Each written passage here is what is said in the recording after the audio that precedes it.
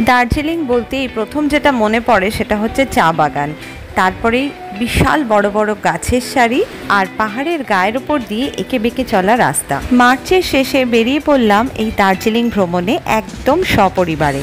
India ফেরার পর এটা আমাদের প্রথম ট্রিপ, আর পুরো প্ল্যানিংটাই আমার শ্বশুরবাড়ির তরফেই করা হয়েছিল। শিলিগুড়ি অবধি যাওয়া আসা দুটোই আমরা বাসে করেছিলাম। 27শে মার্চ সন্ধ্যাবেলা আমরা বাস স্টপে দাঁড়িয়ে ওয়েট করছিলাম বাসের জন্য। আমি একটু ভিডিও করে নিলাম সেই সুযোগে। বাসে ওঠার পর ভেতরটা দেখে তো অবাক। ভেতরটা এত সুন্দর করে সাজানো গোছানো হবে এতটাও আশা করিনি। যেরকম দেখা যাচ্ছে এখানে সিটগুলো শুধু রিক্লাইনার ছিল তাই নয়, পা রাখারও একটা আলাদা জায়গা করা ছিল, তার সাথে মোবাইল চার্জ দেওয়ার আলাদা জায়গা। বাসে ওঠার সঙ্গে সঙ্গে একটা করে জলের বোতল তো দিলই, তার সাথে একটা খাবারের প্যাকেটও ছিল জাস্ট বেগ থেকে, সেটা একটু পরে দেখাচ্ছি। আসলে সেই ছোটোবেলার পরে আর বাসে কোথাও সেভাবে দূরে যাওয়াই হয়নি। কোথাও যখন যাওয়ার প্ল্যান হতো, যখন ইন্ডিয়াতে ছিলাম, ট্রেনের টিকিটের কথাই আগে ভাবা হতো, তাই একটু বেশি অবাক হয়ে গেছিলাম বাসে ওঠার পর। এই যে গলাটা শোনা গেল, এটি আমার জায়ের মেয়ের, আর ও আমার থেকে বেশি এক্সাইটেড ছিল এই ট্যুরের ভিডিও যেন একদম পারফেক্টলি মেক করা হয়। যখনই আমি ভুলে যাচ্ছিলাম আমাকে মনে করিয়ে দিচ্ছিল যে মা এই জায়গাটার কিন্তু ভিডিও হলো না, তাড়াতাড়ি করে নাও। তাই এই পুরো ট্রিপটার যে কটা এপিসোডে আমি বানাতে পারবো একটা বড় থ্যাংক ইউ তার জন্য থাকবে। খাবারের প্যাকেট পাওয়ার সাথে সাথেই আমরা খুলে খাওয়া শুরু করে দিয়েছিলাম, কারণ দুপুরের পর বেশ অনেকটাই গ্যাপ হয়ে গেছিলো, খিদেও পেয়ে গেছিলো।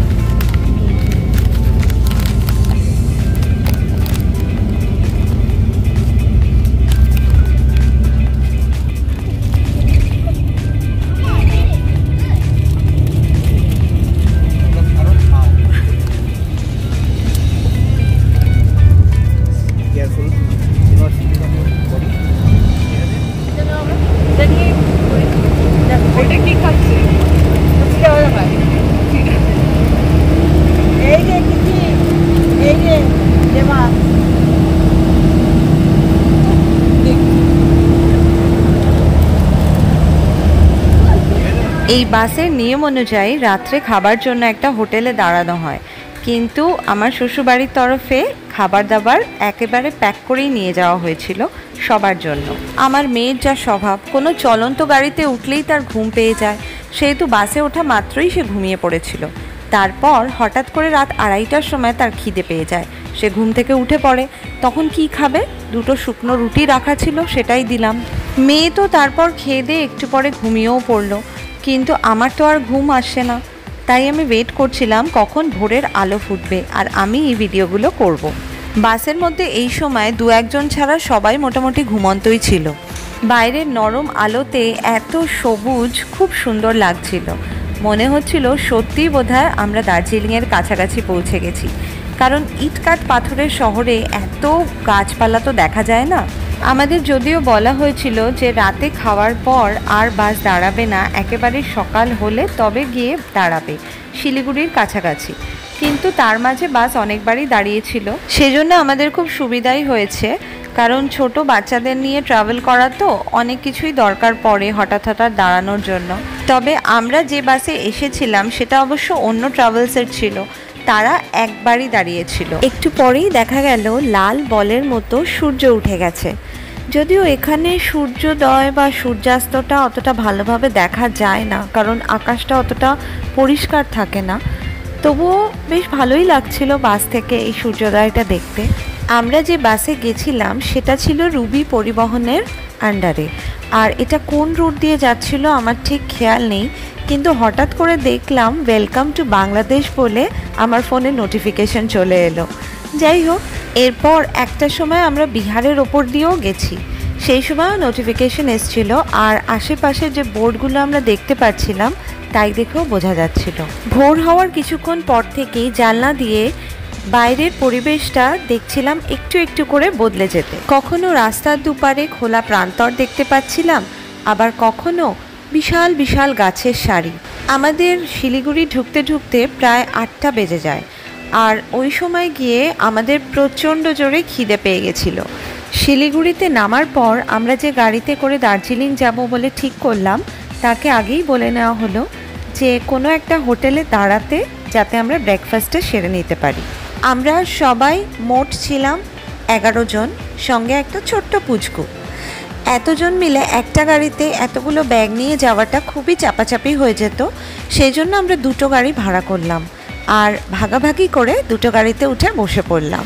সারা রাতের বাস জার্নির পর আমরা মনের দিক থেকে হয়তো ভীষণ খুশি ছিলাম, কারণ দার্জিলিং যাচ্ছি, টায়ার্ড একদমই ফিল করছিলাম না, কিন্তু দেখতে ভীষণ টায়ার্ড লাগছিল।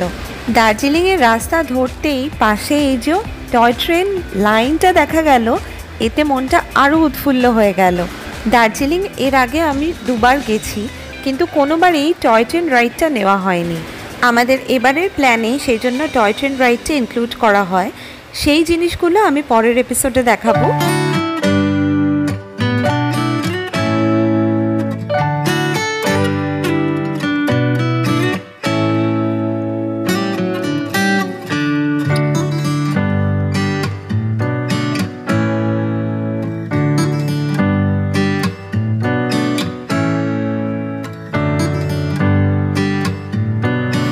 কিছুটা সময় শহরের মধ্যে দিয়ে আসার পর হঠাৎ করেই রাস্তাটা একদম চেঞ্জ হয়ে যায়।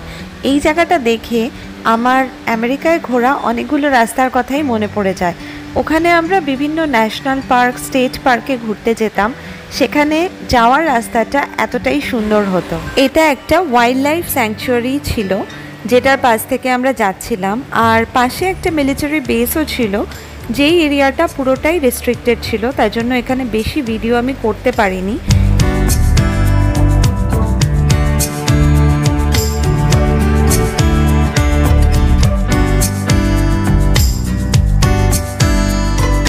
এই সুন্দর রাস্তা দিয়ে আমরা পৌঁছে গেলাম আমাদের ফার্স্ট স্টপ, যেখানে আমরা ব্রেকফাস্ট করলাম।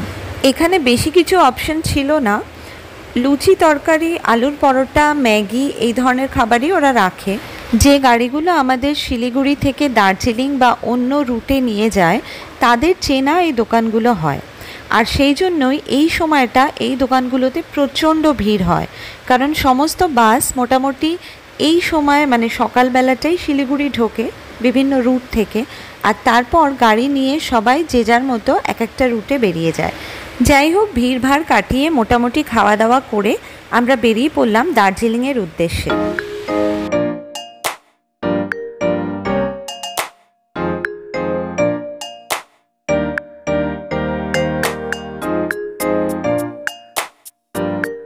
প্রাকৃতিক সৌন্দর্য দেখার সাথে সাথে আরেকটা যেটা আমাদের নজর কাটছিল, সেটা হচ্ছে এদের মানে ড্রাইভারদের ড্রাইভ করার এত সুন্দর ক্ষমতা। মানে এত সরু রাস্তা দিয়ে, যেখানে কোনো লেন আলাদা করা নেই, সামনে দিয়েও গাড়ি আসছে, আবার পাশ থেকে ওভারটেক করেও বেরিয়ে যাচ্ছে কিছু গাড়ি, তার মধ্যেও কি সুন্দর করে সাইড কাটিয়ে এরা যথেষ্ট জোরে চালাতে পারে।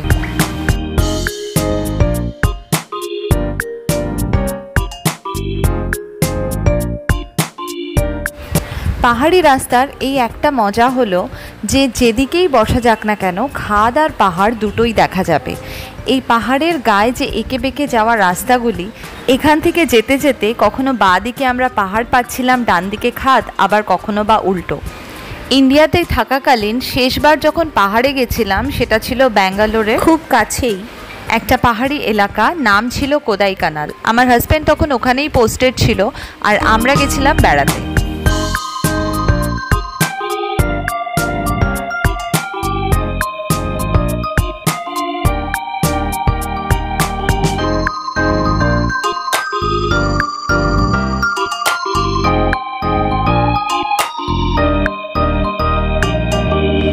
এত বছর পর দার্জিলিং গেলাম, খুব সুন্দর লাগছিল এই পাহাড়ি রাস্তায় আস্তে আস্তে করে যখন ওপরে উঠছিল আমাদের গাড়িটা। কিন্তু একটাই জিনিসের জন্যই মনটা খারাপ লাগছিল, যে দূরের পাহাড়গুলো ভালো করে দেখা যাচ্ছিল না, খুব হেজি হয়ে যাচ্ছিল।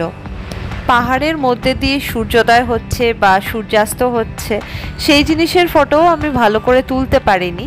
তার কারণ ওই একই, আকাশটা ভীষণই হেজি, আর এটার কারণ তো আর বলার কিছুই নেই, পলিউশন। আর একটা জিনিসও খুব লক্ষণীয় এই দার্জিলিংয়ে বিশেষ করে, সেটা হচ্ছে ভিড়। শুধুমাত্র মানুষেরই ভিড় নয়, বিভিন্ন ধরনের বিল্ডিংয়ের ভিড়। কোথাও দোকানপাট, কোথাও হোটেল, রেস্টুরেন্ট, কোথাও বা নিজেদের বাড়ি, মানে একটা টুকরো বোধহয় জমিও ছাড়া যাবে না পাহাড়ের বুকে যেই জায়গাটায় বাড়ি ঘর কিছু থাকবে না। যাওয়ার পথে রাস্তার ধারে দেখছিলাম কিছু কিছু জায়গায় এরকম গাড়ি বা বাইক দাঁড় করিয়ে সবাই একটু ফটো টটো তুলছে, কিন্তু আমরা আর সেভাবে গাড়ি দাঁড় করাতে পারিনি। তবে অবশ্যই মনে একটা আশা ছিল যে কোথাও না কোথাও তো আমরা বেড়াতে যাবই, আর সেই জায়গায় গিয়ে এরকমই পাহাড়ের ওপর থেকে খুব সুন্দর সুন্দর ফটো আমরা তুলতে পারবো।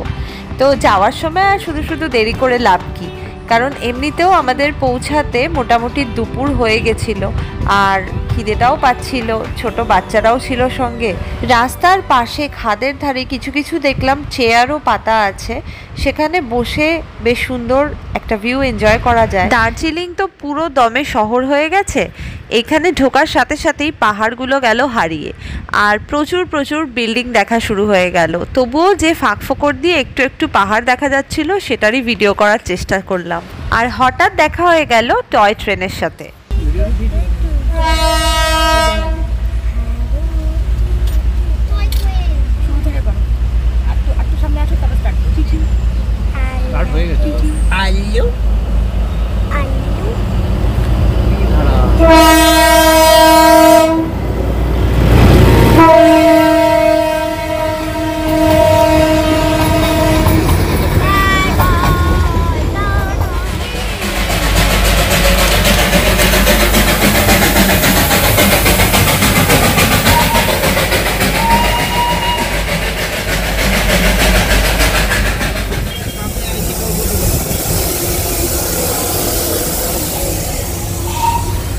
দেখতে দেখতে আমরা ভারতের সর্বোচ্চ রেলওয়ে স্টেশন ঘুমও পেরিয়ে গেলাম, আর আরও চলতে লাগলাম আমাদের গন্তব্যস্থল, আমাদের হোটেলের দিকে। এই রাস্তাটা খুবই কনজেস্টেড ছিল, যেরকম এখানে দেখা যাচ্ছে। মানে এই রোড দিয়ে চলার সময় মনে হচ্ছিল না যে আমরা পাহাড়ের কোনো রাস্তা দিয়ে যাচ্ছি। অবশেষে পৌঁছানো গেল আমাদের হোটেল 717-এ। আর তখন অবভিয়াসলি লাঞ্চ টাইম, আমরা ভীষণ তাড়াহুড়ো করছিলাম যাতে তাড়াতাড়ি করে আমাদের লাগেজগুলো রুমে পৌঁছে আমরা তাড়াতাড়ি খেতে বসে যেতে পারি। এই হোটেলের যে ভেতরের ডেকোরেশন এত সুন্দর ছিল, আমার মনে হচ্ছিল যে প্রত্যেকটা ফ্লোরে গিয়ে একটু একটু করে ছবি বা ভিডিও করে আসি, কিন্তু তখন সেটা একদমই পসিবল ছিল না, আমরা ভীষণ তাড়াহুড়োতে ছিলাম। তবুও যতটা পেরেছি আমি করেছি। এইটা ছিল ডাইনিং হলটা প্লাস রিসেপশন, যেখানে আমরা প্রথমে বসেছিলাম।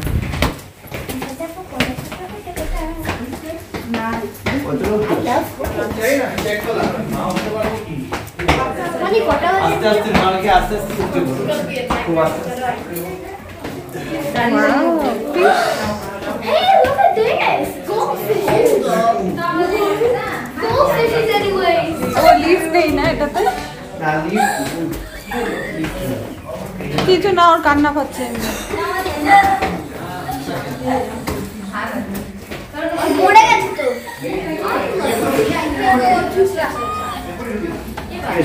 Yeah, I did.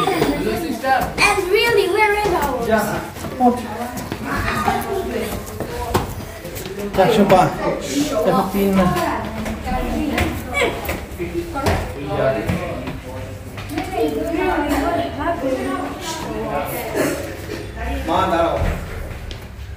এখানে আমরা হল সিঁড়ি দিয়ে হাঁটতে হাঁটতে হাঁটতে হাঁটতে আমরা আলটিমেটলি 4 তলায় গিয়ে পৌঁছালাম, যেখানে ছিল আমাদের 3টে ঘর, আর এর পরের ফ্লোরটায় ছিল একটা ঘর।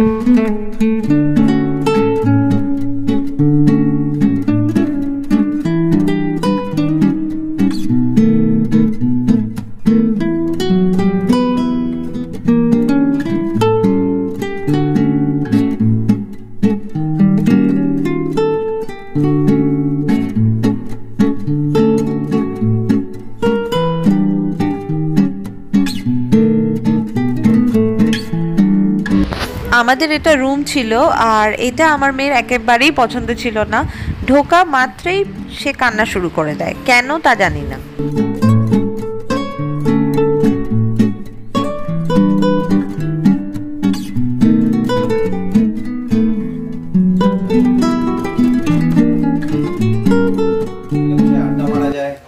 চা খাওয়া যায়, চায় চায় পে চর্চা বারবিকিউ এর জায়গা তো করতে পারতো। বারবিকিউ জায়গা করলে ওটা আলাদা খুলে রাখে মা কোথায় তোমার? এই তো তুমি আমি সারি সানডে করে এসেছি। আচ্ছা তো আমরা নিচে যেতেছি। আমি ভিডিও করছিলাম। এখান থেকে ভিউ আছে কিন্তু মানে আকাশের উপরে বোঝাই যেতে we are on the edge of the world. এই দেখো কিছু নেই এদিকে। ও The edge. আমাদের ওদিকে ভাঙা বাড়ি। না টুটুর এখান থেকে একটা ভিউ আছে। হানিকো no You want to enjoy yourself. Who's there?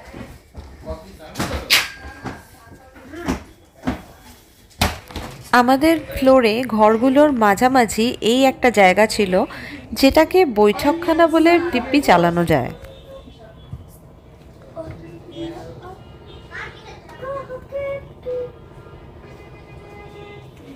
আগেই বলেছি খিদে পেয়ে গেছিল, তাই চলে এলাম ডাইনিং রুমে।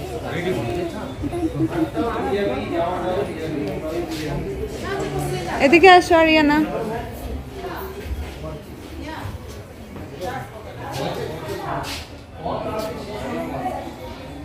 সেদিনের মেনু ছিল খুব সিম্পল, ভাত, ডাল, আলু ভাজা আর চিকেন কারি।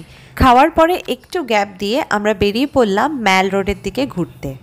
কিছু লোক আমরা হেঁটে গেলাম আর কিছু গেল গাড়িতে।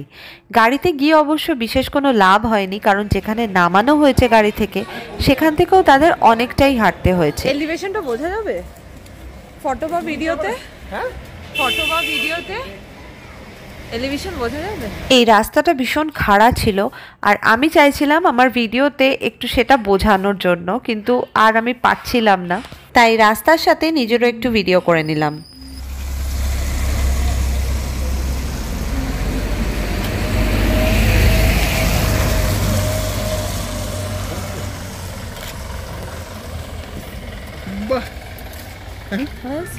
দার্জিলিংয়ের ম্যাল নিয়ে আমাদের প্রচুর স্মৃতি আছে প্রত্যেকেরই। ছোটবেলার ম্যাল আর এখনকার ম্যাল একেবারে আলাদা লাগলো। তবে ওখানে পৌঁছানোর সাথে সাথেই টিপটিপ করে বৃষ্টি নেমে গেছিল। আমরা একটু শেড খুঁজছিলাম, তখনই দেখলাম কিছু ছোট ছোট ছেলেরা ফুটবল খেলছে আর আমার ছেলেও সঙ্গে লেগে পড়লো।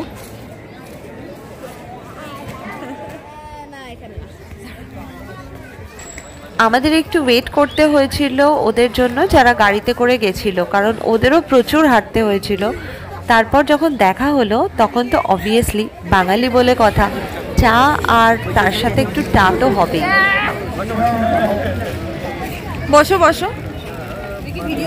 হ্যাঁ করছি, এবার তুলবো ছবি।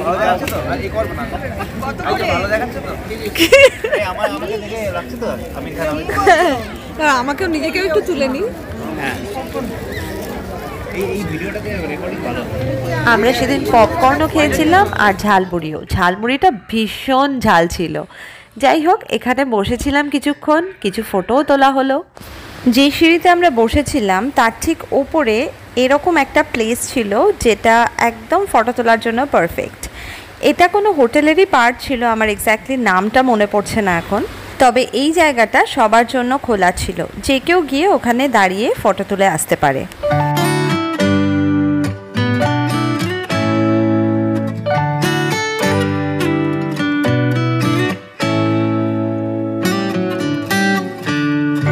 এইভাবেই কিছুক্ষণ কাটানোর পর আমরা হোটেলে ফেরার পথ ধরলাম।